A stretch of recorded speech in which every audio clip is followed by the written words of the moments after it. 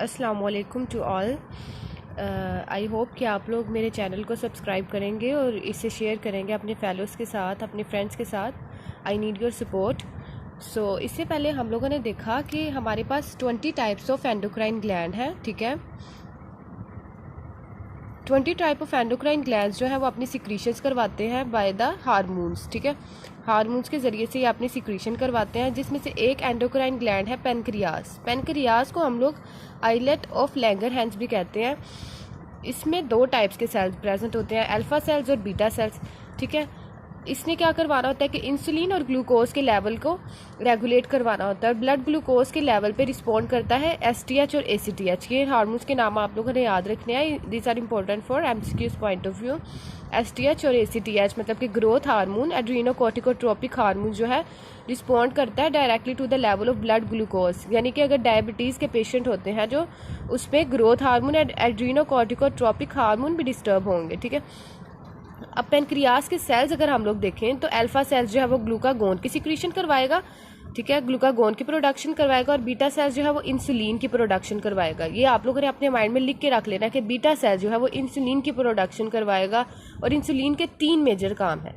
Insulin जो होता है वो ग्लूकोज को अपोज करता है। आप लोगों ने ये याद रख लेना कि फॉर एग्जांपल ग्लाइकोजन से जो ग्लूकोज बनना होता है उसको भी कम करवाता है, और ग्लूकोज जो बॉडी में ऑलरेडी प्रेजेंट होता है उसको भी तोड़ देता है इनटू लिपिड और प्रोटीन्स, ठीक है।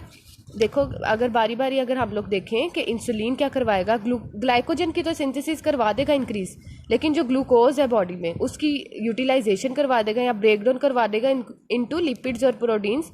जो बॉडी में ग्लूकोज प्रेजेंट है उसको तोड़वा देगा और इनहिबिट करवाएगा hydrolysis of glycogen in liver and muscles. Glycogen को ग्लूकोज में कन्वर्ट नहीं होने देगा, ठीक है। ये डिक्रीज करवा देगा ग्लाइकोजन को ग्लूकोज में हाइड्रोलाइसिस होना या ब्रेक डाउन होना। और जो ग्लूकोज बॉडी में पहले से ही प्रेजेंट है उसको भी तोड़वा देगा इनटू लिपिड्स और प्रोटीन्स, ठीक है। समझ आ रही है ना आपको कि ग्लाइकोजन को एक तो डिक्रीज करवा देगा कि वो ग्लूकोज में कन्वर्ट हो, glycogen to glucose hydrolysis decrease, और ग्लूकोज जो बॉडी में पहले ही प्रेजेंट है उसको भी क्या करवा देगा, लिपिड और प्रोटीन में कन्वर्ट करवा देगा। बट अल्फा सेल जो है वो ग्लूकागोन की प्रोडक्शन के लिए होता है। तो ग्लूकागोन जो क्या करवाता है, ग्लूकोज के लेवल को इंक्रीज करवाता है, इसके ऑपोजिट। और क्या करवाएगा कि ग्लाइकोजन को ग्लूकोज में लीवर और मसल्स में कन्वर्ट करवाएगा, और rate of breakdown of fats को भी इंक्रीज करवाता है। अब आप लोग अगर एक चीज़ देखें कि डायबिटीज़ मेलिटस के पेशेंट जो है वो ज़्यादा ओबीस क्यों होते हैं, वो इस वजह से होते हैं कि उनमें ब्रेकडाउन ऑफ फैट्स नहीं हो रहा होता है, फैट्स एक्यूमुलेट हो रहा होता है एडिपोज टिश्यूज़ में। लेकिन जो अल्फा सेल्स होते हैं उसकी डेफिशिएंसी जो इसमें क्या हो जाता है कि increase the rate of breakdown of fats. उसमें अल्फा सेल्स की ज़्यादा होने की वजह से ही तो ग्लूकोज के लेवल ज़्यादा हो जाते हैं डायबिटीज़ के पेशेंट में। और इंसुलिन जो होती है वो बाहर से ले रहे होते हैं, ठीक है, बायोटेक्नोलॉजी सोर्सेज से इंसुलिन ले रहे होते हैं। So they have decrease in the rate of breakdown of fat, जो कि अल्फा सेल्स का काम है। अगर हम लोग देखें कि डायबिटीज़ मेलिटस में क्या होता है, क्लिनिकल कंडीशन अगर हम लोग पेनक्रियास की देखें तो उसमें हमारे पास डायबिटीज़ मेलिटस आ जाता है, ठीक है। डायबिटीज़ मेलिटस बहुत कॉमन बीमारी है आजकल के दिनों में, तो आप लोगों ने देखा ही होगा इसके पेशेंट को। अब आप लोग देखें कि इनमें होता क्या है, ठीक है। इंटरेस्ट लेकर पढ़ेंगे तो आपके माइंड में ये कॉन्सेप्ट बिल्डअप हो जाएगा, ठीक है। सबसे पहले क्या होता है कि शुगर के लेवल इनमें हाई हो जाते हैं, इसीलिए तो इसको शुगर भी कहा जाता है। और शुगर जो होती है वो फिर यूरिनेशन में जाके एक्सक्रीट होना शुरू हो जाती है बॉडी से। उसके बाद क्या होता है कि disturbance of body's osmotic equilibrium, body के ओसोमोसिस को डिस्टर्ब करती है, क्योंकि यूरिन में शुगर भी आना शुरू हो गया। हालांकि इसमें यूरिन में क्या प्रेजेंट होता है, यूरिया, आपने होम्योस्टेसिस में पढ़ा। उसके बाद क्या होगा कि rearrangement of nervous system disturb होगा।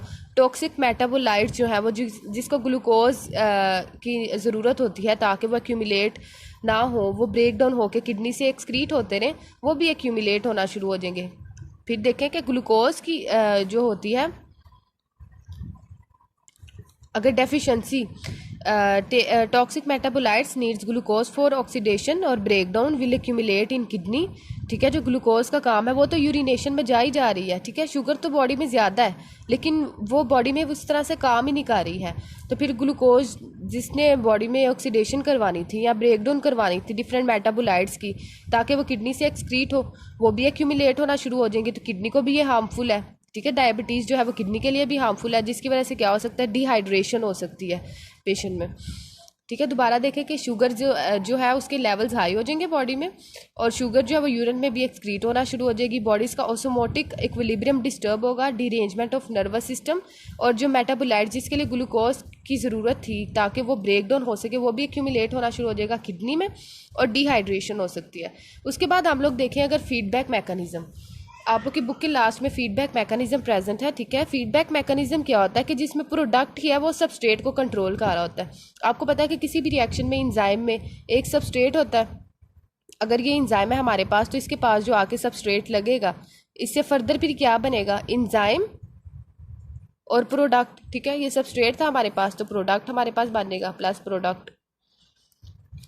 तो इसमें क्या होता है कि फीडबैक मैकेनिज्म में जो प्रोडक्ट होता है वही सारे रिएक्शन को कंट्रोल कर रहा होता है। अगर हम लोग एंडोक्राइन ग्लैंड और पिट्यूटरी को स्टडी करें, कि हम लोगों ने जो पूरा चैप्टर पढ़ा कि उसमें एंडोक्राइन ग्लैंड से डिफरेंट हमारे पास, जिसमें हमारे पास थायराइड ग्लैंड, एड्रीनल ग्लैंड आ जाता है, पैराथायरॉयड ग्लैंड आ जाता है, ठीक है, गट्स और गोनेड्स आ जाते हैं। वो और पिट्यूटरी का आपस में रिलेशन देखें कि किस तरह से अगर कोई हार्मोन सिक्रीट हो रहा होता है तो वो फिर ब्रेन में जाके कैसे मैसेज भेजता है कि अब बस कर दी जाए इस हार्मोन की। अगर तो वो ना हो फीडबैक मैकेनिज्म तो फिर आप लोगों ने देखा कि एक्सेस और डेफिशिएंसी से डिफरेंट डिजीज़ हो सकती हैं जो बॉडी के लिए बहुत हार्मफुल है, ठीक है। तो फीडबैक मैकेनिज्म जो है वो बहुत इंपॉर्टेंट है हमारी बॉडी के लिए। सो अगर आप लोग को पिछले कॉन्सेप्ट याद है तो ये आप लोग के लिए कोई मुश्किल बात नहीं है। सबसे पहले क्या है, इसकी डेफिनेशन याद रखनी है आप लोगों ने कि controlling mechanism is itself controlled by the product of its reaction. ये बहुत इंपॉर्टेंट जो है एमसीक्यू पॉइंट ऑफ व्यू से भी फीडबैक